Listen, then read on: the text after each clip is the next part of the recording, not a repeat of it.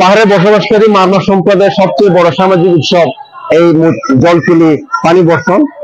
এটা আমরা রাখাইন পঞ্জিকা 1387 নতুন রাখাইন পঞ্জিকা উদযাপন করা উপলক্ষে আজকের এই দিনে একে অপরে পানি ছিটিয়ে যে পুরানো বছরের সকল দুঃখ কষ্ট ক্লান্তি মুছে ফেলে নতুন বছরের মঙ্গল কামনা বয়ে আনুক সেই বিশ্বাসে আমরা আজকে এই দিনটা পালন করে থাকি।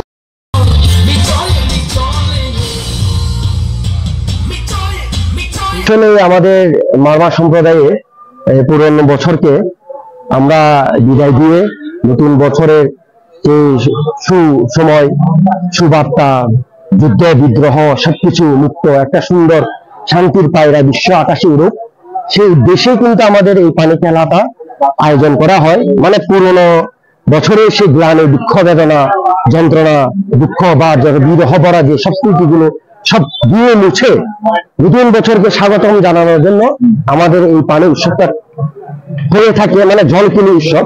তো আমরা সবাই নতুন বছরকে পানি ছিটিয়ে সবাইকে এই উৎসবটা আয়োজন করি। এই জন্য আমরা সবাই খুশি, আগামী ভবিষ্যতে আমরা এভাবেই করব এবং শান্তির পায়রা যেন এই বিশ্ব আকাশে উড়ুক।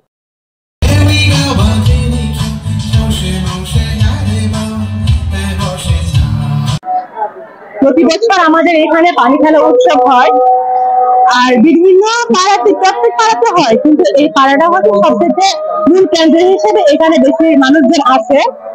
এখানে আমরা এটা হচ্ছে আমাদের এই যে কালচারাল অনুষ্ঠান। অনেক পানি খেলা উৎসব অংশগ্রহণ করতে আমার না শুধু সবার ভালো লাগে, এবং এটাই এই পানি খেলা উৎসবের মাধ্যমে অনুষ্ঠানটা শেষ হয়, আমাদের মহাসন্ধ্যায় উৎসবটা শেষ হয়। Mama Shero, Nikita, Miki, Uki, Maisa, Puri, Yusai.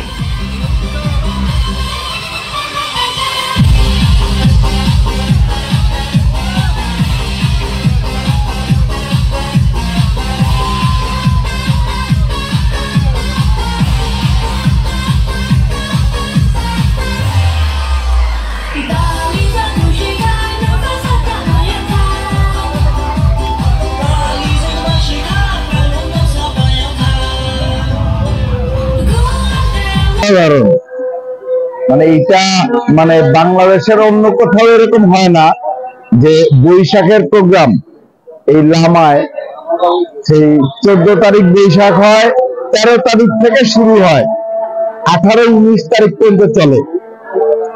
আর আমার কাছে মনে হয় যে পাহাড়ি আদিবাসীদের এই যে আয়োজন অসাধারণ অসাধারণ। আমরা ঢাকা থেকে আসি জাস্ট ওনাদের এই আয়োজনটা দেখতে, আনন্দ করতে।